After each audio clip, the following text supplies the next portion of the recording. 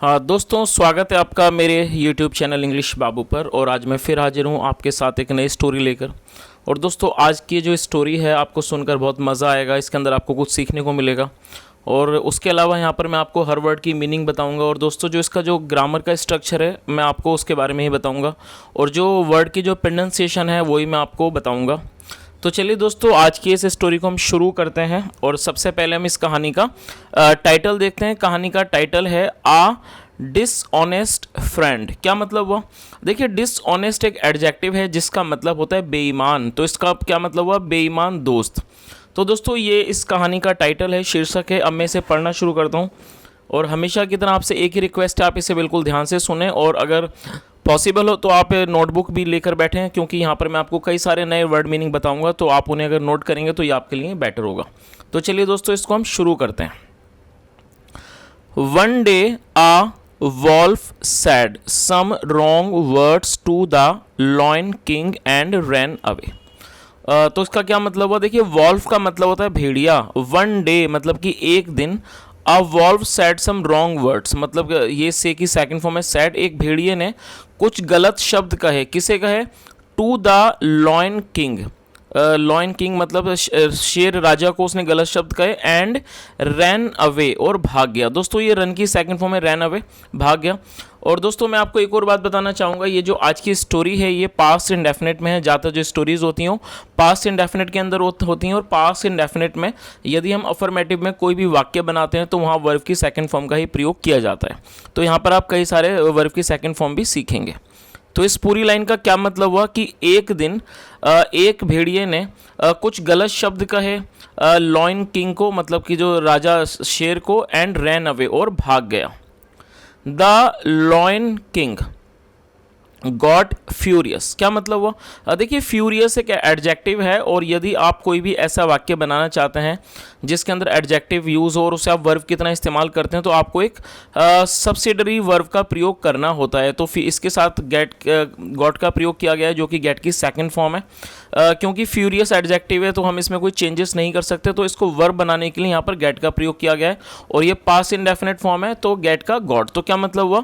The lion king got furious मतलब जो lion king था वो बहुत ज़्यादा नाराज़ हो गया। तो फ्यूरियस का मतलब होता है नाराज़, बहुत ज़्यादा क्रोधित हो जाना या फिर बहुत ज़्यादा आग बबूला हो जाना। तो क्या मतलब हुआ? The lion king got furious. जो लॉयन किंग था शेर राजा वो बहुत ज़्यादा क्रोधित हो गया, आग बबूला हो गया। He started chasing the wolf to kill him. क्या मतलब हुआ? देखिए, स्टार्ट का मतलब होता है कि चीज़ का शुरू कर देना। और पास्ट में जब भी हम इस तरह के वाक्य बनाएंगे स्टार्ट को यूज़ करके उसके बाद वर्ब की फोर्थ फॉर्म का प्रयोग किया जाता है। और दोस्तों, चेज का मतलब होता है किसी को पकड़ने के लिए उसका पीछा करना, उसके पीछे भागना, उसे चेज कहा जाता है। तो क्या मतलब हुआ? He started chasing the wolf. He और ये जो है ही ये यहाँ पर शेर के लिए यूज हो रहा है। He started chasing the wolf. वह भेड़िए का पीछा करने लगा। टू किल हिम उसे मारने के लिए। As the wolf was running he saw a bear. क्या मतलब हुआ इसका? As the wolf was running. देखिए, ये वॉज के बाद जब फोर्थ फॉर्म का प्रयोग किया जाता है तो वो पास्ट कॉन्टिन्यूस का सेंटेंस होता है। तो क्या मतलब है इस लाइन का? एज द वॉल्फ मतलब कि जैसे कि भेड़िया भाग रहा था। He saw a bear. दोस्तों, ये जो वर्ड है सॉ, ये SAW, इसको कई लोग इसको सा पढ़ते हैं जो कि गलत प्रोनाउंसिएशन है। इसे सॉ पढ़ना है और ये सी की सेकंड फॉर्म है जिसका मतलब होता है देखना। तो क्या मतलब हुआ? ही सॉ अ बियर, उसने एक भालू को देखा। तो इस पूरी लाइन का क्या मतलब हुआ? As the wolf was running he saw a bear मतलब कि जैसे कि जो भेड़िया था वो भाग रहा था उसने एक भालू को देखा। चलिए आगे देखिए। ही सैड उसने कहा प्लीज सेव मी कृपया मुझे बचा लो। The king is chasing me कृपया मुझे बचा लो। The king is chasing me राजा द किंग और ये जो राजा है वो शेर के लिए यूज़ किया जा रहा है। The king is chasing me राजा मेरा पीछा कर रहा है। चेज का मतलब होता है पीछा करना। ही वॉन्ट्स टू किल मी। अब दोस्तों, यहाँ पर मैं आपको एक बात बताना चाहूँगा। ये प्रेजेंट इंडेफिनिट का वाक्य है और ये जो वर्ब आप देख रहे हैं वॉन्ट्स, ये वर्ब की फिफ्थ फॉर्म है। वॉन्ट का मतलब चाहना और एस लगने के बाद ये फिफ्थ फॉर्म हो जाएगा। और जब भी आप प्रेजेंट इंडेफिनिट में कोई ऐसा वाक्य बनाना चाहते हैं कि जहाँ पर सब्जेक्ट हमारा सिंगुलर हो या ही या शी, तो वहाँ पर फिफ्थ फॉर्म का प्रयोग किया जाता है। और ये दो वर्ब वाला सेंटेंस है। ये जो वॉन्ट है इसका मतलब होता है चाहना और किल मतलब होता है मारना। तो यदि आप ऐसा कोई भी वाक्य बनाएंगे जहाँ पर दो वर्बों का प्रयोग होता है तो आप पहली वर्ब के बाद आपको टू लगाना है, और टू के बाद हमेशा ये वर्ब की फर्स्ट फॉर्म का प्रयोग किया जाता है। तो क्या मतलब हुआ, ही वॉन्ट्स टू किल मी, वह मुझे मारना चाहता है। Can you please hide me, hide का मतलब छुपाना और कैन का मतलब सकना। तो क्या मतलब हुआ, कैन यू प्लीज हाइड मी, क्या कृपया करके आप मुझे छुपा सकते हो समवेयर, कहीं। तो इस पूरी लाइन का क्या मतलब हुआ, can you please hide me somewhere, क्या आप कृपया करके मुझे कहीं छुपा सकते हो। चलिए आगे देखिए, आगे देखते हैं इसमें आगे क्या होता है। यस माई फ्रेंड, हाँ मेरे दोस्त, सेड द बियर, भालू ने कहा। कम टू माई केव, केव का मतलब होता है गुफा, तो कम टू माई केव का क्या मतलब हुआ कि मेरी गुफा में आ जाओ। The wolf went and hid in his cave, क्या मतलब हुआ, देखिए जो वर्ड है वेंट, ये गो की सेकंड फॉर्म है वेंट। और जैसा मैंने आपको बताया जो स्टोरी है पास्ट इंडेफिनिट में है, और पास्ट इंडेफिनिट के अंदर यदि वाक्य पॉजिटिव हो मतलब अफर्मेटिव तो वहाँ पर हमेशा सेकंड फॉर्म का ही प्रयोग किया जाता है। और ये जो वर्ब है ये हिड, ये भी सेकंड फॉर्म है जिसका मतलब होता है, इसकी जो फर्स्ट फॉर्म है वो है हाइड और सेकंड फॉर्म है हिड जिसका मतलब होता है छुपना। तो क्या मतलब हुआ, the wolf went and hid in his cave, जो भेड़िया था वो गया और उसकी और वो छुप गया इन हिज केव, उसकी गुफा में। तो इस पूरी लाइन का क्या मतलब हुआ कि भेड़िया गया और उसकी गुफा में छुप गया। आगे देखिए, आफ्टर सम टाइम मतलब कि कुछ समय बाद, द लॉयन केम देयर, ये कम की सेकंड फॉर्म में केम, तो क्या मतलब हुआ आफ्टर सम टाइम कुछ समय बाद, द लॉयन जो शेर था केम देयर वहाँ पर आया, एंड और आस्क्ड द बियर, उसने बियर से पूछा मतलब भालू से पूछा, have you seen the wolf. दोस्तों ये जो देखिए वाक्य है मैं आपको बताना चाहूँगा, ऐसा कोई भी वाक्य कि जिसके अंदर हैज़ या हैव आता है और थर्ड फॉर्म आती है, जैसा हम ये देख सकते हैं ये सी की थर्ड फॉर्म है सीन, जिसका मतलब होता है देखना। तो हैज़ हैव के बाद यदि थर्ड फॉर्म आती है तो वो प्रेजेंट परफेक्ट का सेंटेंस होता है, तो प्रेजेंट परफेक्ट का सेंटेंस है। और दूसरी बात ये, यदि हम ऐसा कोई भी वाक्य बनाना चाहते हैं जो कि इंट्रोगेटिव में हो तो हमेशा वाक्य की शुरुआत हेल्पिंग वर्ब से की जाती है। तो ये जो हैव है ये एक हेल्पिंग वर्ब है जिसे आगे लगाया जाता है यदि वाक्य इंटरोगेटिव हो, मतलब कि अगर वो प्रश्नवाचक वाक्य हो। तो क्या मतलब हुआ, have you seen the wolf, क्या आपने भेड़िए को देखा है, ये इसका मतलब हुआ have you seen the wolf, क्या आपने भेड़िए को देखा है। चलिए आगे देखिए उसने क्या जवाब दिया। द बियर रिप्लाइड, दोस्तों रिप्लाई का मतलब होता है किसी का जवाब देना और ये सेकंड फॉर्म है। द बियर रिप्लाइड, भालू ने जवाब दिया, नो नहीं, आई हैव नॉट। देखिए यहाँ पर ये एपेस्ट्रोफी एस करके अगर टी लगाया जाता है तो इसका अगर हैव के बाद एपेस्ट्रोफी टी आता है तो उसका मतलब हैव नॉट होता है। आप इन चीज़ों को नोट कर लीजिए, क्या मतलब हुआ, नो नहीं, आई हैव नॉट मैंने नहीं देखा है, योर मजेस्टी महाराज। तो इस पूरी लाइन का क्या मतलब हुआ कि मैंने नहीं देखा है महाराज। सेइंग दिस, ऐसा कहते हुए, ही सिग्नल्ड द लॉयन, उसने शेर को इशारा किया। सिग्नल का मतलब इशारा करना होता है। टू लुक, देखने के लिए, इनटू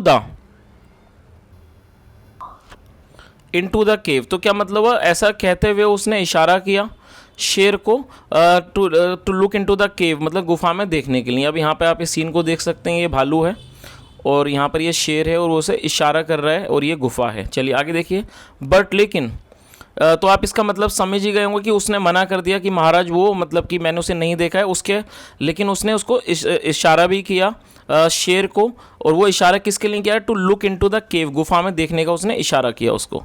चलिए अब आगे देखिए आगे क्या होता है, बट लेकिन the lion did not understand. दोस्तों ये जो वाक्य है ये नेगेटिव का वाक्य है और पास्ट इंडेफिनिट के अंदर यदि हम नेगेटिव का वाक्य बनाते हैं तो डिड नॉट के बाद हमेशा ही वर्ब की फर्स्ट फॉर्म आती है, और ये अंडरस्टैंड जो है वो वर्ब की फर्स्ट फॉर्म है जिसका मतलब होता है समझना। तो मतलब क्या हुआ यहाँ पर, बट लेकिन the lion did not understand, जो शेर डिड नॉट अंडरस्टैंड, नहीं, जो शेर था वो नहीं समझा, द सिग्नल, इशारे को, एंड वेंट अवे, और दूर चला गया। ये गो की साइन फ्रॉम वेंट अवे। तो इस पूरी लाइन का क्या मतलब हुआ, लेकिन जो शेर था वो इशारे को नहीं समझा, did not understand the signal, and went away, और दूर चला गया।